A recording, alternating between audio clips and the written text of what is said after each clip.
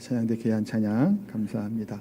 또 새로 또 앉으시고 또 오늘 많이 한 분 빼고 다 오셨나요? 하여튼 그러네요. 하여튼 풍성하고 좋습니다. 하여튼 감사합니다.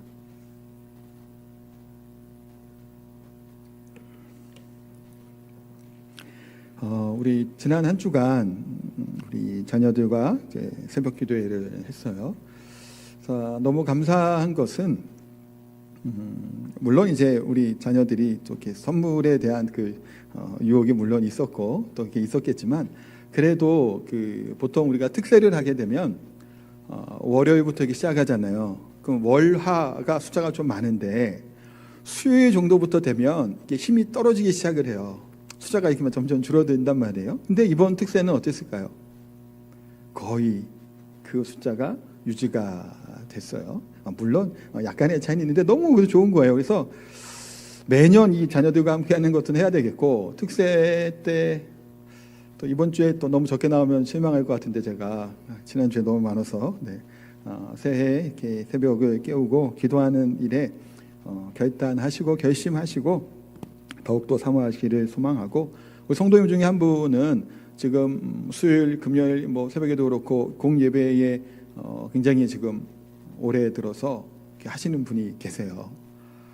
너무 귀하고 하여튼 감사합니다. 그런 선한 계획과 마음을 품고 올해를 시작하신 것 같더라고요. 제가 옆에서 보니까. 그래서 그런 마음으로 또 주중에 드려지는 수요일, 금요일, 또 새벽 예배에도 더욱더 많이 나오시기 바랍니다. 이런 책을 한번 보신 분 있으실 거예요. 로마인 이야기라고 하는 책 들어보셨나요? 우리나라에 굉장히 좀 많이 이제 번역되어서 알려진 책인데, 일본의 작가 시오노 나나미라고 하는 분이 쓴 책이에요. 그래서 그 경구라고 해야 되나, 유명한 게 중에 하나가 있잖아요. 로마는 하루아침에 이루어지지 않았다라는 말은 다들 들어보셨을 거예요. 그 로마라고 하는 큰 제국이 세워지기까지는 하루아침에 된 게 아니다라는 거예요. 그러면서 어떻게 로마 제국이 그토록 강대한 제국이 될 수 있었을까? 사실 그 로마 제국이라고 하는 건 우리들한테도 유명하잖아요. 그렇지만 유럽 사람들에게는 로마라고 하는 이 제국을 아마 제가 좀 듣고 알기로는 나폴레옹 같은 경우도 로마를 좀 꿈꿨다는 얘기가 있더라, 정복과. 그러니까 그만큼 그 유럽 사람들에게 대한 이 로마 제국은 좀 동경하는 그런 것도 있다라는 것을 봤는데, 실제로 지성적인 면에서는 그리스인들보다 못하고, 왜냐하면 헬라 문화가 유럽 전 그 지역을 사실은 이제 문화권이잖아요.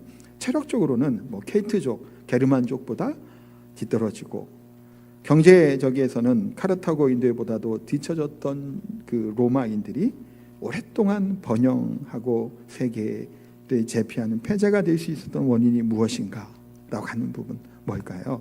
저도 잘 모르겠습니다만 그 중에 이런 것이 있답니다. 로마 시민다운 삶을 살았기 때문이다라는 거예요. 법과 질서를 지키고 원칙을 지키고, 또한 로마 시민됨을 자랑스러워하고 기뻐하는 정신이 로마 제국의 승리의 원동력이었다라는 거예요. 당시에 최강국이죠, 사실 로마는. 근데 로마 시민이라고 하는 이 자부심이 이들에게는 있었어요. 그들에게는 특권도 있었고, 또 주변 사람들은 때로는 그 로마 시민이 되기 위해 돈을 주고 사는 경우도 있었고요. 군인이 되어서 군생활을 하거나 전쟁에 나가서 공을 세우고 하면서 이제 시민권을 받기도 합니다. 그래서 사실은 바울이 로마 시민이라고 하는 것에 가지고 물어보잖아요. 돈 주고 사니 그런 거. 그러니까 공은 특별한 것은 경우 이제 로마 시민이 되는 거예요. 그래서 서신서에도 보면 이 로마 시민이라고 하는 자부심들이 이들이 있었단 말이에요, 그 당시에. 그래서 바울이 편지를 쓰고 비유를 들 때 어디에 시민권자라고 하는 말을 쓴단 말이에요. 뭘 염두에 둔 거예요? 로마 시민이라고 하는 것을 염두에 두고, 너희는 어디에 속했냐? 로마 시민? 그 자부심? 너희는 어디에 속한 자이냐? 하늘에 속한 자이다. 하나님 나라의 천국 시민 된 것이다 라는 것들을 이제 설명하면서 이제 예를 들 만큼 로마인들은 그런 것이 있었다고 합니다. 그러면 제가 왜 이야기를 시작했을까요? 올해 표어가 뭐죠? 그리스도인입니다. 우리는 로마인이 아니라 뭐예요? 그리스도인이에요. 그럼 이 그리스도인이라고 하는 자부심이 있으신가요? 하나님의 자녀라고 하는 자부심이 있으세요? 나는 하나님의 나라, 천국 시민이라고 하는 왕 같은 제사장이라고 하는 그런 이게 막 자부심과 그 기쁨이 넘치시나라는 거예요. 이게 있어야죠, 이게 우리가. 로마 시민도 로마 시민이라고 뻐기는데 지금 시대는 뭐 미국 시민 하면 좀 이렇게 어깨가 할까요? 최강국이니까. 우리는 하늘에 속한 자이고 그리스도인이다라는 사실. 그러니까 이 정체성 우리가 잊지 말아야 된다는 거예요. 그러니까 우리 삶의 현장 순간순간에 우리 그런 영향력과 우리의 삶의 가치와 그것들이 묻어나올 수 있어야 돼요. 난 뭐라고요? 그리스도인이라는 거예요. 그래서 오늘 본문까지 이제 사도행전을 보고 다시 이제 마태복음에 갈 건데 고난 가운데 세워진 교회가 어디였다고 얘기했죠? 안디옥 교회였죠. 핍박을 받고 고난 가운데 이렇게 흩어졌다가 복음 전해짐으로 말미암아 모였던 교회가 안디옥 교회죠. 그런데 이 안디옥 교회가 예루살렘 교회가 중심이었단 말이에요. 앞에까지. 근데 이젠 사도행전 뒷부분은 어디가 중심이 될까요? 안디옥 교회가 거의 중심이 되다시피 하면서 이 복음 전하는 선교하는 일에 귀하게 사용되는 것이 바로 안디옥 교회예요. 그러면 그리스도께서 세우신 이 교회가 해야 될 것 중 하나가 뭘까요? 몇 가지, 세 가지 정도로 볼 건데요. 첫 번째는 예배드리는 교회예요. 오늘 본문에 예배드렸다는 얘기가 나오나요? 2절 한번 볼까요? 2절 같이 한번 읽겠습니다. 주를 섬겨 금식할 때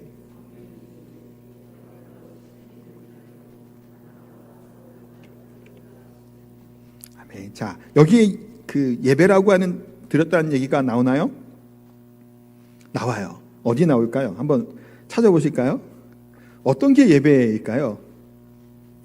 그렇죠.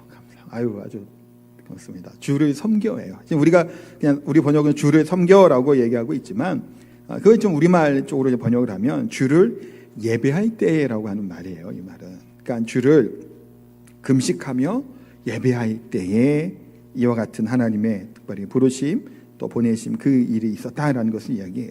예배가 뭔가요? 그럼 예배 얘기를 지금 조금 하려고 해요. 우리의 예배는 뭐 이렇게도 얘기해요. 축제다를 얘기하는 사람들도 있어요. 왜냐하면 그만큼 풍요로움이 있는 시간이기 때문이기도 하겠죠.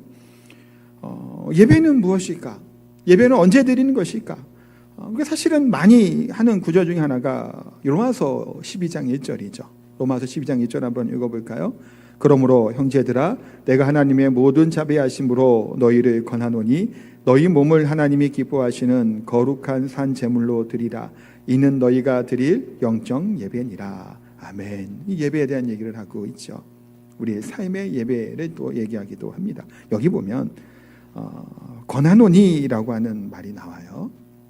이 권한다라고 하는 말이 뭐라고 해야 될까요? 일부 예배들을 볼 때 좀 속어적인 영어, 좀 그렇게 쓰는 게 번역하는 경우는 이렇게 표현하기도 한다라는 거예요. 팔을 비틀어서라도 다리를 묶어 놓아서라도, 그건 제가 쓰는 표현이에요. 다리를 꺾어서라도 분질러 놓더라도 뭐 하라는 거예요? 예배의 자리에 나와야 된다는 거예요. 그만큼 뭘 강조하고자 하는 걸까요? 예배라는 거예요. 그리고 어떤 마음으로 하나님께 예배 드리시나요? 하나님을 사랑하는 마음이죠. 내 마음과 뜻과 정성에 다하여 주 너의 하나님을 사랑하라. 사랑하는 마음으로 예배하는 겁니다. 예배의 자리 가운데 나와 하나님의 자비하심과 은혜를 나누는 풍성함이 바로 예배 가운데 일어나게 되죠. 하나님께서는 예배를 통해서 우리의 만남과 우리의 관계를 갖기를 원하시는 거예요. 물론 이 자리 예배만은 아니죠.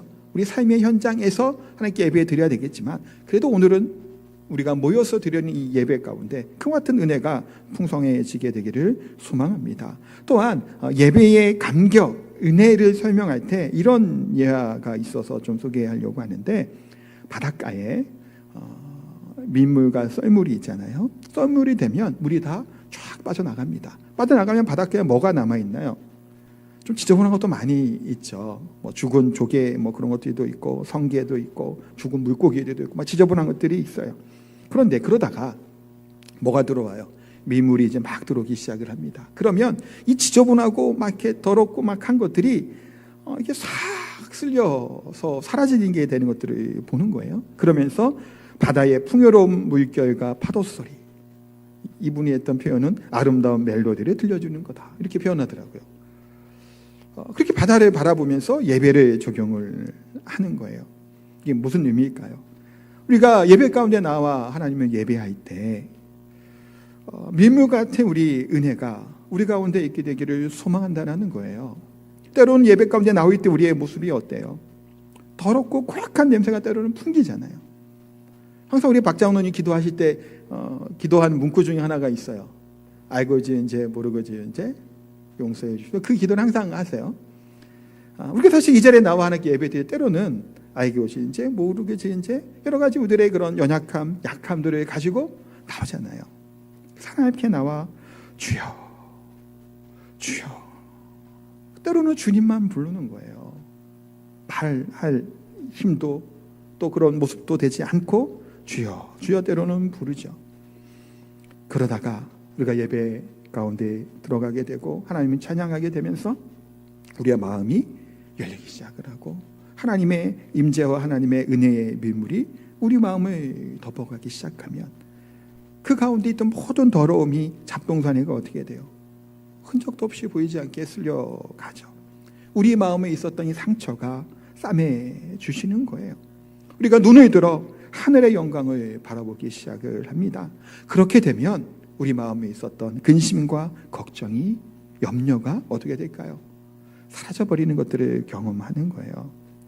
찬양의 영 가운데 하나님의 기쁨과 은혜가 넘치기 시작을 하는 겁니다. 말씀 가운데 우리가 풍요로운 하나님의 계획과 뜻들을 우리가 발견하게 되죠. 이런 예배의 삶이 얼마나 중요하냐라는 거예요. 사랑하는 성도 여러분, 여러분들은 어떤가요? 어떠한 마음으로 하나님께 예배 드리고 계신가요? 하나님은 온전히 우리가 예배자의 모습으로 하나님 앞에 서기를 원하세요. 하나님 우리를 뭐로 부르셨어요? 예배자로 부르셨잖아요. 하나님 우리를 왜 창조하셨죠? 창조 목적을 아세요? 창조하신 목적, 인간을 창조하신 목적이 뭘까요? 네?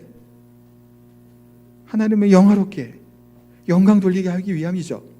그러기 위해 내가 너희를 창조하셨다고 말씀하셨단 말이에요. 그러니까 우리가 사람의 제의되는 목적이 무엇이냐라고 말하면 답이 뭐예요? 하나님을 영화롭게 하고 그러면 기뻐한다는 거예요. 하나님을 영화롭게 하는 것, 예배하는 자로 우리를 하나님이 부르셨다라는 거예요. 우리는 그래서 하나님 앞에 뭐 하는 자? 예배자예요. 우리 부목사님이 많이 설교할 때 강조하는 줄 하나 그거잖아요. 예배자로 우리를 부르셨다. 예배자로. 우리 이 자리에 나와 계신 분들은 어떤가요? 예배자로 우리 부르셨음을 믿고 이 자리에 나오셨나요? 예배의 감격과 은혜가 넘치시기를 소망합니다. 스펄전 목사님이 교인들에게 이런 말을 자주 하셨대요. 잘 들어보세요. 설교가 들립니까? 그러면 살아있다는 증거입니다. 그러나 들리지 않습니까? 그러면 당신은 죽었다는 것입니다. 이런 질문을 했답니다. 여러분들은 어떤가요? 말씀이 들리시나요? 조금 여기 들리시는 분도 있고 안 들리시는 분들도 있고 섞어 계세요. 설교가, 말씀이 사실은 여기 예배 가운데 설교의 시간이 좀 많죠.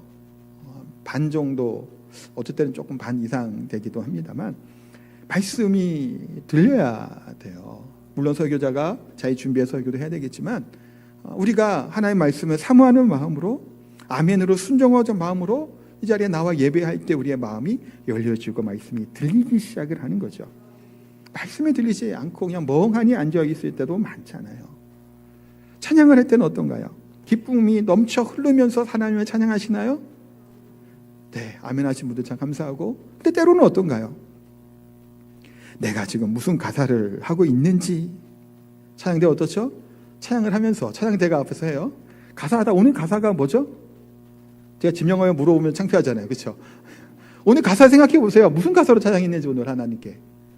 때로는 찬양대가 찬양을 하면서도, 찬양팀이 찬양을 하면서도, 오늘 했던 뭐 두 곡 찬양팀도 하잖아요. 두 곡, 세 곡 해요. 우리도 지금 찬양했죠.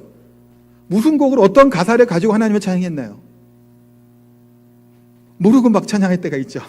그냥 습관적으로 입이 그냥 움직여져요. 그냥 그냥 이렇게 때로는 딴 생각을 하면서 찬양을 할 때도 있어요.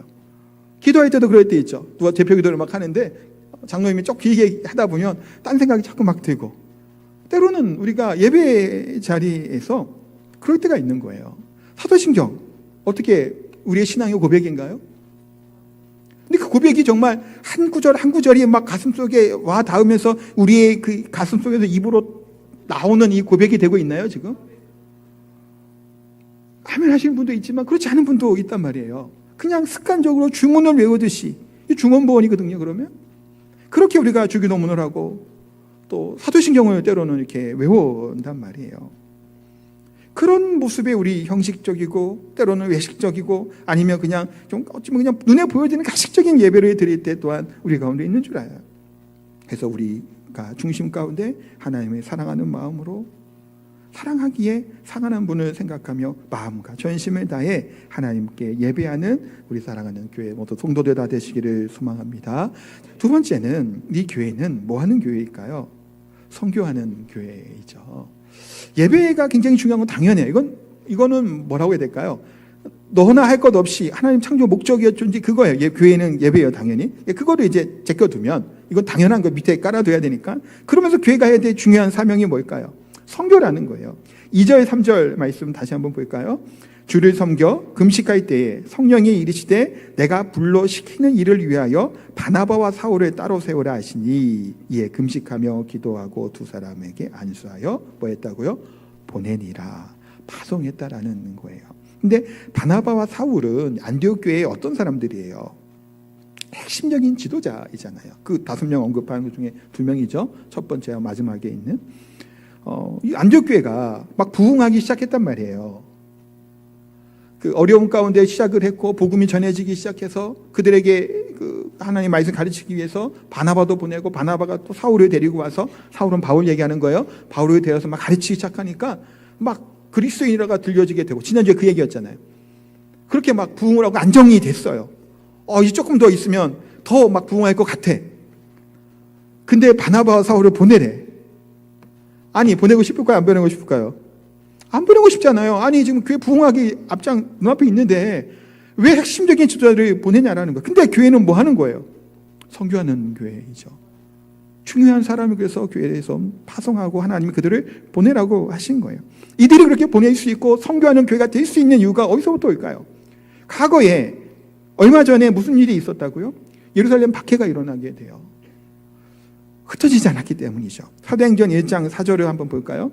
누가복음에 나오게 있긴 한데 오늘은 1장 4절 같이 한번 읽겠습니다. 사도와 함께 모이사 그들에게 분부하여 이르시되 예루살렘은 떠나지 말고 내게서 들은 바 아버지께서 약속하신 것을 기다리라. 누가 이 얘기하셨을까요? 예수님이 얘기하신 거예요. 기다리라. 어디서? 예루살렘에서. 뭘 기다리라는 거예요? 성령님을 기다리라는 거예요. 그래서 1장 8절에 뭐라고 말씀해요? 오직 성령이 너희에게 임하시면 너희가 권능을 받고 예루살렘과 온 유대와 사마리아와 땅끝까지 이르러 내 증인이 되리라 하시니라. 아멘. 교회가 뭐 해야 돼요? 증인된 삶을 살아가는 게 교회가 해야 될 일이죠. 근데 예루살렘 교회는 어떻게 했어요? 여기가 쫓사오니라고 하면서 그냥 그 교회 안에 머물러 있었어요. 얼마나 은혜가 넘쳤는지. 유무상통하잖아요. 돈 많이 가진 사람들이 다 또 팔아갖고 교회 헌금하고 그 헌금 가진 거 가지고 다 나눠주고, 가진 자 못 가진 자 없는 것만큼 막 풍요로운 게 있었단 말이에요. 그런데 거기 안에서 본인 자기네들끼리 예수님 다시 오시면 기다리며 그냥 즐겁게 살았던 거예요. 근데 이들에게 하나님 주신 사명이 뭐예요? 땅끝까지 이르러 뭐 하라고요? 증인이 되라고 복음을 전하라는 사명을 주셨잖아요. 근데 그들에게 시선을 돌리지 않았어요. 핍박이 오게 됐죠. 강제로 흩으셨어요. 그러면서 모인 교회가 뭐예요? 안디옥 교회죠. 그러니 안디옥 교회에서는 뭐 하는 사명을 감당하게 되는 거예요? 선교하는 사명을 이들이 감당하기 시작했던 겁니다. 13장부터 마지막 28장까지에 나오면 수많은 선교 현장들이 그대로 나타나 있잖아요. 바울의 선교를 통해 또 바나바의 선교를 통해서 하나님의 복음이 증거되게 되고 하나님께로 돌아오는 놀라운 일들이 그들 가운데 일어나게 돼요. 물론 그 가운데는 뭐가 있어요? 희생이 있죠. 매를 맞기도 해요. 굶기도 합니다. 비참한 일을 겪기도 해요. 사실 쉽지 않죠. 모르는 땅에 가서 복음을 전하라는 것이 쉬운 일이냐라는 거예요. 그럼에도 불구하고 그들이 걷는 걸음마다 그곳마다 하나님의 복음을 증거하게 되고 교회들이 세워지기 시작을 하죠. 놀라운 일들이 그 가운데 일어나게 돼요. 그래서 바울을 향해서 사도행전 24장 5절에 보면 더둘러라고 하는 변호사 같은 사람이에요. 그 사람이 고발하면서 얘기한 게 뭐냐니까 5절에 이렇게 얘기해요. 우리가 보니 이 사람은 전염병 같은 자라 천하에 흩어진 유대인을 다 소유하게 하는 자요 나사렛 이단의 우두머리라. 나사렛 이단은 누구를 얘기하는 걸까요? 예수님 얘기하는 거죠. 하여튼 전염병 같대요. 바울이. 이 배경은 뭐 패스트 같은 의미겠지만 우리가 생각하면 익숙한 전염병이 뭐가 있어요? 코로나 같은 거죠. 순식간에 막 번지고 하는 것처럼. 바울이 전한 이 복음, 그것이 영향력과 퍼짐이 이게 어마어마했던 거예요, 사실. 그러니까 유대인들이 뭐 한 거예요? 계속 쫓아다니면서 해방하고 죽이려고 하고 때리고 괴롭힌 거예요. 어찌 보면 전염병이라는 표현이 썼지만 이 복음의 능력이 그와 같이 전파되기 시작을 한 거예요. 가이사라에서 안디옥으로 가죠. 소아시아 지방까지 가게 돼요. 마게도냐 지역으로 복음이 가게 되죠. 그래서 결국에는 어디까지 가요? 로마까지 가고 로마로부터 시작하는 이 하나님의 복음이 이 잘 닦여있던 로마의 이 도로를 통해서 유럽 각지에 퍼져나기 시작을 합니다. 바다 건너 어디까지 가요? 그래서 영국에 가죠. 영국에서부터 어디로 가죠? 아메리카 대륙을 가요. 청교 대륙으로 가잖아요. 거기서부터 또 어디로 넘어오게 돼요?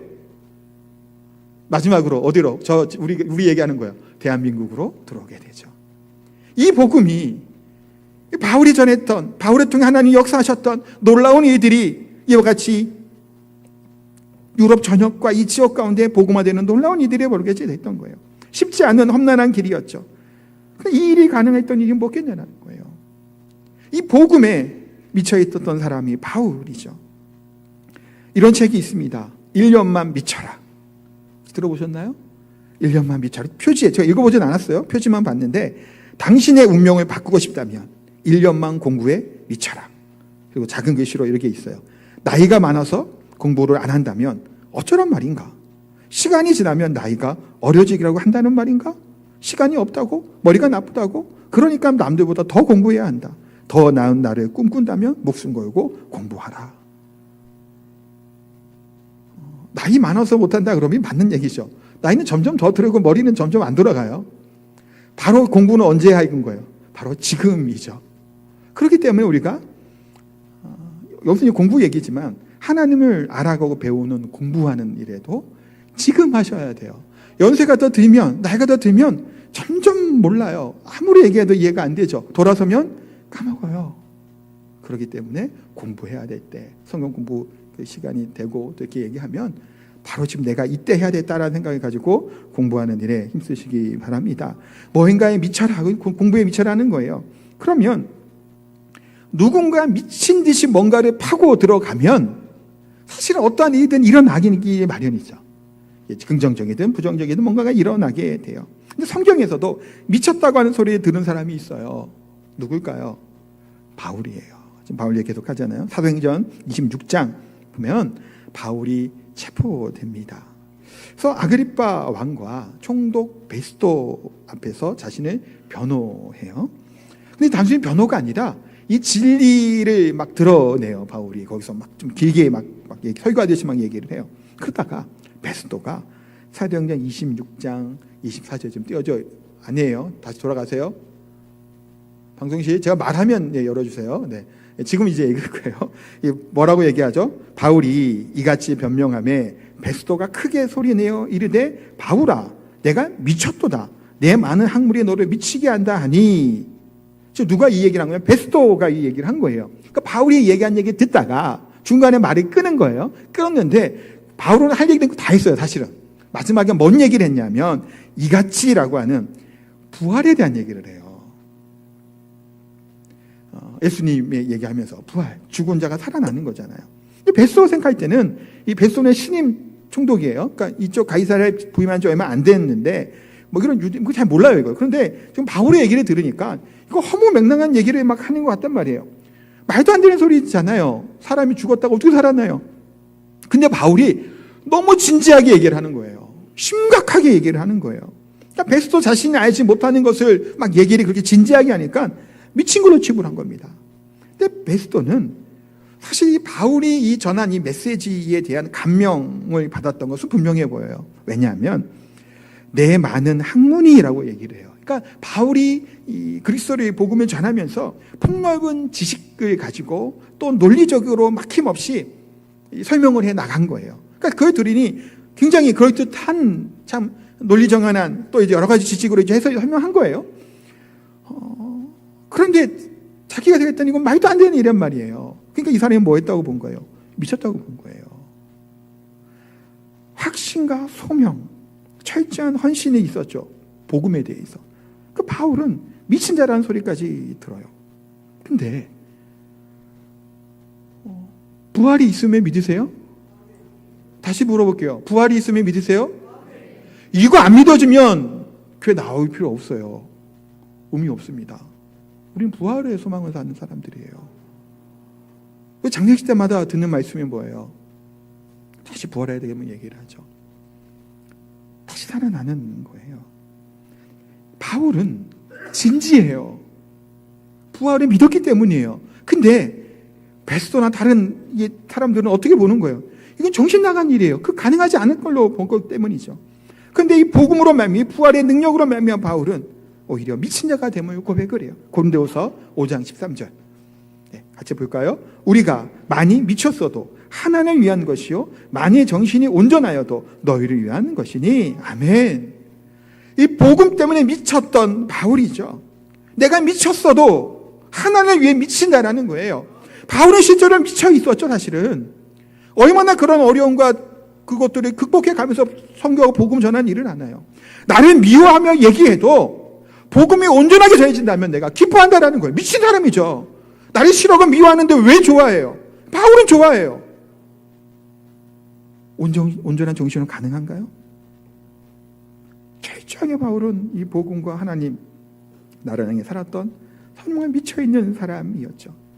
그 미친 것 같은 전했던 이 바울의 복음, 또 바울에게는 뭐가 요구돼요? 헌신과 희생이 사실은 있었죠. 복음에 미친 자들이 누구예요? 그리스도인이라는 거예요. 그러니까 사람들이 그리스도인을 부른 거예요. 안디옥 교회 성도들을 향해서. 그냥 온정신으로 살아가는 자와 같이 보이지 않았던 거예요. 물론 그렇다고 우리가 강신도적인 것들 얘기하는 게 제가 아니거나 아시죠? 그러나 그리스도인이라는 정체성을 가지게 될 때 그와 같이 선교하는 일, 복음 전하는 일에 매진하는 것이 교회가 해야 될 일이라는 거예요. 제가 이제 가끔 얘기하잖아요. 제가 뭐 헌금하라는 얘기는 안 하잖아요, 평소에. 그렇지만 뭐 하라는 얘기는 하죠? 선교 헌금은 좀 하라고 얘기를 제가 종종 합니다. 한 달에 최소한 한 번씩 선교비는 좀 헌금을 하세요. 네. 많든 적든. 교회는 선교하는 거예요. 제가 예배에 오라고 전에 앉아 있으면서 그런저런 생각을 해보게 되면서 이런 얘기 제가 또 할 거였기 때문에 좀 더 많은 선교사님들에게 우리가 후원을 했으면 좋겠어요. 몇 명 안 되잖아요, 우리 주부에 보면. 지금 선교비로 용도하는 거예요. 남는 돈 별로 없어요. 선교비는 선교원금은 선교하는 데만 써요.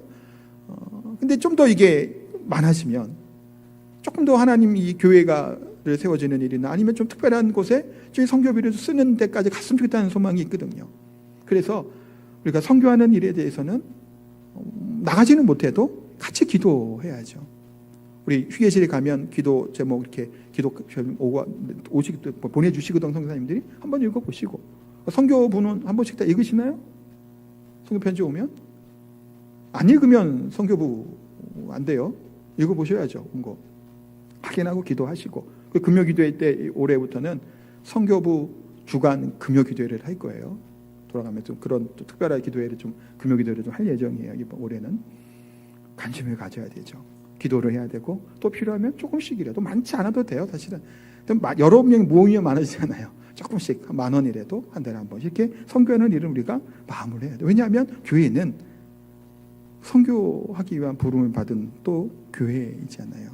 땅끝까지 이르러 내 증인이 되리라. 그것이 하나님께서 우리에게 주신 사명이에요. 선교하는 일을 우리가 힘써야 됩니다. 또 마지막으로 이들이 사랑 안에서 뭐한데 하나된 교회가 됐어요. 1절을 볼까요? 안디옥 교회에 선지자와 교사들이 있으니 바나바와 니고를 쭉 얘기하고 있어요. 넘어갈게요. 시간이 없으니까. 지난주에 잠깐 얘기했죠. 여러 다양한 사람들이 모여 있어요. 신분도 다르고 나이도 다르고 혈통도 다 달라요. 그러니까 인종도 달랐단 말이에요. 흑인도 있고 뭐 백인도 있고 하긴 여러 가지 있었던 거예요. 그러니까 지금 말로 하면. 근데 이들이 하나가 되어서 함께 선교하는 일, 복음 전하는 일, 또 예배하는 일에 하나님의 영광 가운데 찬양하고 그리스도에 불리는 일에 한 마음이 되어서 이들이 감당했다라는 거예요. 이거 어떻게 가능할까요? 저 무슨 얘기를 하려고 하냐면 다양한 사람들이 지도자들이 모여 있잖아요. 다양한 신분의 사람들이요. 우리가 모여있는 이 교회도 어때요? 다양하잖아요. 남녀노소 여러 가지 신분도 다르고 지위도 다르고 재정적인 상황도 다르고 형편도 다 달라요.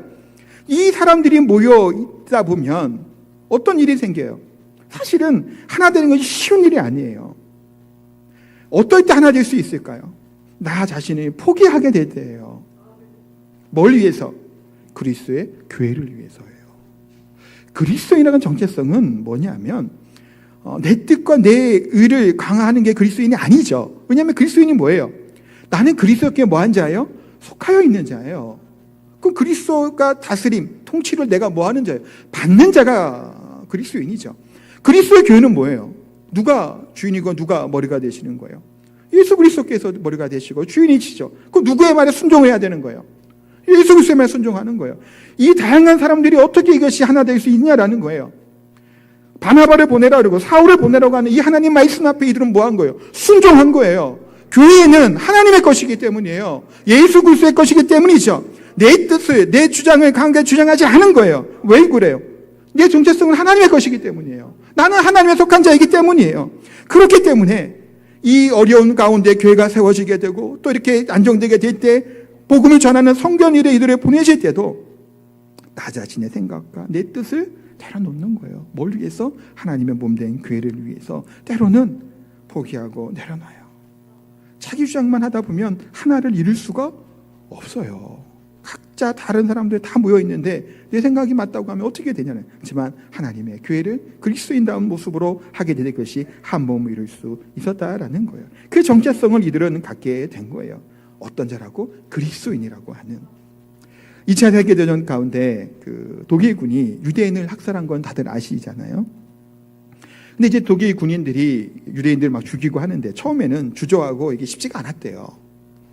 사람을 죽이는 게 아무리 명령을 얻기 쉽지 않잖아요. 그런데 독일 군부에서는 이 문제를 해결하기 위해 방법을 모색했는데 수만 명이 모여있는 이 수용소에 화장실 숫자를 거의 뭐 한두 개만 남겨놓고 싹 없애버렸대요. 그러니까 줄 서서 화장실에 가잖아요. 급한 사람도 있죠. 막 다툼이 일어나기 시작을 했다라는 거예요. 하게 다툼이 일어났대요. 그러니까 점점 견디다 못하니까 어떻게 해야 돼요? 화장실에서 볼일을 볼 수 있나요? 없는 거예요. 그러니까 이 주변이 곳곳에 배설물로 넘쳐나게 됐다는 겁니다. 그러니까 거의 이들이 그렇게 만들고 간 거죠. 이들이 수용소에서. 그러니까 막 짐승처럼 변해갔대요.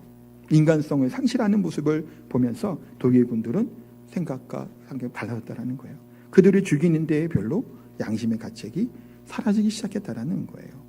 그들을 죽이면서도 별로 그렇게 이제 힘들어하지 않게 생각했다. 왜 그럴까요? 그들이 인간으로 보이는 게 아니라 짐승처럼 보이기 시작했다는 거예요. 그런데 이런 와중에도 부질없어 보이는 노력을 하는 사람들도 있었답니다. 매일 따뜻한 물이 이제 배급되어 나오는데 이 물을 남겨서 이를 닦고 세수를 하고 깨진 유리 조각으로 면도를 하는 사람들이 있었대요. 유대인들 중에서. 그들은 인간다움을 잃지 않기 위해서 최선을 다했던 거죠. 그런데 독일군의 눈에도 이들은 특별하게 보였던 것 같아요. 그래서 실제로 그들을 함부로 학살하기가 어려웠다고 해요. 그래서 나중에 끝까지 살아남은 사람들 중에서는 이와 같이 일을 했던 사람들이 많이 살아남았다라고 하는 얘기가 있습니다. 이 얘기를 제가 지금 왜 할까요? 우리는 어떤 자라고요? 그리스도인이죠. 그리스도인다움을 잃어버려서는 안 된다는 거예요. 세상 가운데. 아무리 이 세상이 뭐 악의 다툼 그런 상황 가운데 우리가 있을지라도 우리는 하나님께 속한 하나님의 사람들이잖아요. 그리스도인들이잖아요. 그것을 잃어버리면 안 되죠. 하나님 앞에 부끄러움 없이 설 수 있도록 우리가 살아가야 될 것이고 믿지 아니하는 세상 사람들로부터도 존중을 받는 자로 우리가 설 수 있어야 될 줄 믿습니다. 그러기 위해서는 뭐 해야 될까요? 1절 3절까지 반복해서 나오는 게 있어요. 금식했다. 또 금식했다. 기도했다. 뭐 하는 거예요? 하나님 앞에 엎드린 거예요. 하나님께 기도했다라는 거예요. 하나님의 은혜를 구했다라는 겁니다. 다양한 성도들이 이 고난 가운데 어려운 가운데 안디옥 교회에 있어 하나님께만 소망을 두고 그리스도의 정체성을 가지고 믿음 가운데 그들이 살아가게 됐을 때 그리스도인 다운 삶을 살 수 있었다라는 겁니다. 사랑하는 성도 여러분, 새로운 한 해가 시작됐죠. 올 한 해 누구 손에 있는 건가요? 내 손에 있나요? 아니죠. 하나님께 있는 줄 믿습니다. 근데 우리 하나님께서 우리를 그 오른손으로 붙잡고 계신다고 약속하셨죠. 이사야 41장 9절에서 10절, 좀 길긴 한데 같이 읽고 마무리합니다. 내가 땅 끝에서부터 너를 붙들며 땅 무퉁이에서부터 너를 부르고 내게 이르기를 너는 나의 종이라. 내가 너를 택하고 싫어하여 버리지 아니하였다 하였노라. 두려워하지 말라. 내가 너와 함께함이라. 놀라지 말라. 나는 내 하나님이 됨이라. 내가 너를 굳세게 하리라. 참으로 너를 도와주리라. 참으로 나의 의로운 오른손으로 너를 붙들리라. 아멘. 할렐루야. 우리 하나님이 이렇게 말씀하고 계신 거예요. 우리와 함께 하시겠다라고 말씀하죠. 너는 내 것이라는 게 말씀해요. 너는 나의 종이라고 말씀한다라는 거예요. 이게 뭘까요? 내가 너를 택하고 내가 너를 불렀기에 내가 너를 뭐 해주겠다고요? 책임져 주겠다라는 거예요.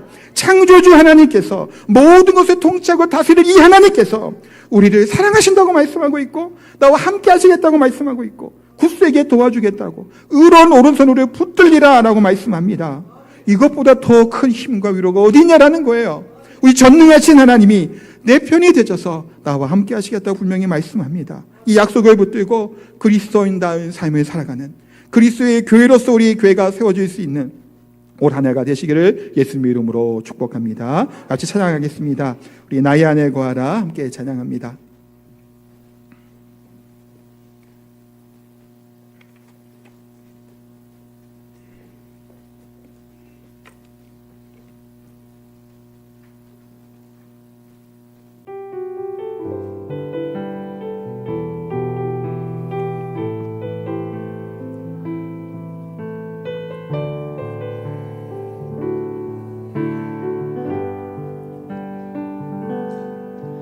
나의 안에 거하라. 나는 내 하나님이니 모든 환난 가운데 너를 지키는 자라. 두려워하지 말라. 내가 널 도와주리니 놀라지 말라. 내 손 잡아주리라. 다시 한번 나의 안에 거하라. 나의 안에 거하라. 나는 내 하나님이니 모든 환난 가운데 모든 환난 가운데 너를 지키는 자. 두려워하지 마시기 바랍니다. 두려워하지 말라. 내가 널 도와주리니 놀라지 말라. 내 손 잡아주리라. 내가 너를 지명하여 불렀나니 내가 너를 지명하여 불렀나니 너는 내 것이라. 내 것이라. 너의 하나님이라. 내가 너를 보배롭고 존귀하게 여기노라. 너를 사랑하는 내 여호와라. 내가 너를 지명하여 불렀나니 너는 내 것이라. 내가 너를 지명하여 불렀나니 너는 내 것이라. 내 것이라. 너의 하나님이라. 내가 너를 보배롭고 존귀하게 여기노라.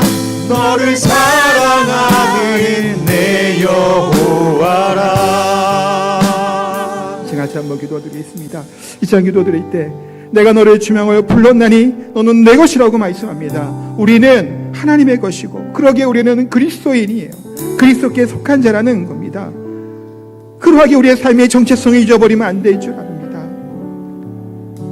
그 어떠한 것들보다도 내가 하나님의 사람이라는 것, 천국의 소망으로 품는 자라는 것, 내가 그리스도에게 속한 그리스도의 사실을 잊지 않고 살아가게 될 때 오늘 주님의 말씀처럼 예배하는 자의 모습으로 서야 될 것이고 성교하는 일 우리가 함께 해야 될 것이고 사랑 안에서 우리 몸된 교회가 한 몸을 이루어 하나의 주제, 하나의 그런 목표를 가지고 그 목표가 뭐죠?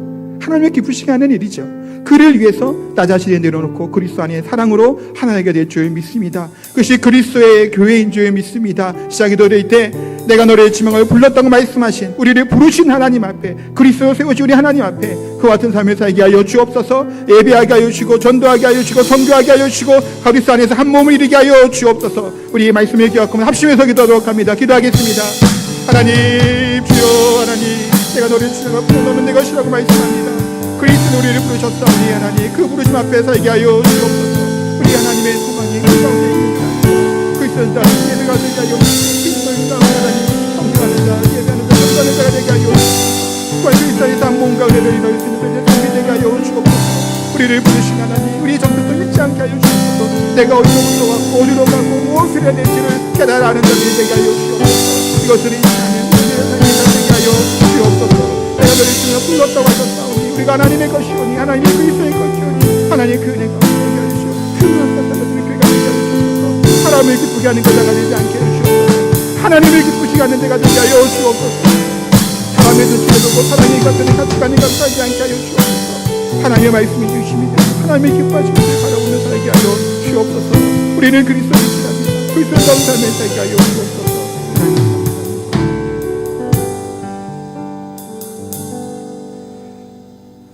거룩하고 존귀하신 하나님, 우리를 부르시고 자녀 삼아주시고 그리스도인 되게 하신 하나님의 은혜에 감사를 드립니다.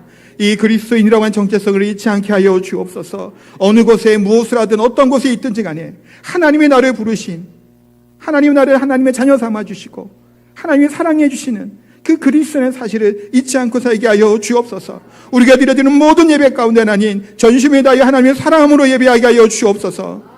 다른 생각과 다른 마음이 아니라 오직 사랑하는 우리 하나님 앞에 전신과 마음을 다해 하나님께 예배하게 하여 주옵소서. 또한 우리 교회가 우리 사랑하는 성도들이 선교하는 일에 복음을 전하는 일에 한 마음이 되게 하여 주옵소서. 땅끝까지 이르러 증인이 되라고 말씀하셨던 것처럼 복음을 증언하는 우리 그리스도의 교회가 되게 하여 주옵소서. 그리스도 안에서 또한 한 마음이 되어 하나를 이루어낼 줄 압니다. 다툼과 시기로 하지 아니하게 하여 주옵소서. 나보다 남은 낮게 여김으로 그리스도인다운 정체성으로 하나님을 기쁘시게 하는 자로 살게 하여 주옵소서. 사람을 보지 않게 하여 주옵소서. 이 세상을 보지 않게 하여 주옵소서. 오직 하나님만을 보게 하여 주옵소서. 믿음으로 살게 하여 주옵소서. 그리스도로 살게 하여 주옵소서. 그 영광과 기쁨을 누리게 하여 주옵소서. 귀한 예물 또한 감사의 마음을 담아 하나님께 올려드립니다. 이 예물을 통해 하나님 나라가 몸된 교회가 하나님 기뻐하신 대로 확장하게 하여 주시고 귀하게 이 헌금을 통해 하나님의 몸된 교회가 하나님의 기쁘시게 하는 일에 하나님께 드려지는 복된 교회가 되게 하여 주옵소서. 또한 귀한 우리 사랑하는 성도들 육신의 질병으로 마음의 상함으로 또 여러 가지 경제적인 어려움으로 여러 가지 기도의 제목을 가지고 하나님께 나와 하나님을 예배하며 하나님께 나옵니다. 우리 사랑하는 성도들의 형편들을 하나님 들어응답하여 주옵소서. 작은 신음도 들어주시고 눈동자와 지키시는 하나님의 신실하신 하나님, 선하신 하나님의 손길 가운데 우리 그 예배 안에서 하나님 안에서 참된 기쁨과 평안과 안식을 누리는 우리 사랑하는 성도들 다 되게 하여 주옵소서. 감사드립니다. 예수님의 이름으로 기도하옵나이다. 아멘.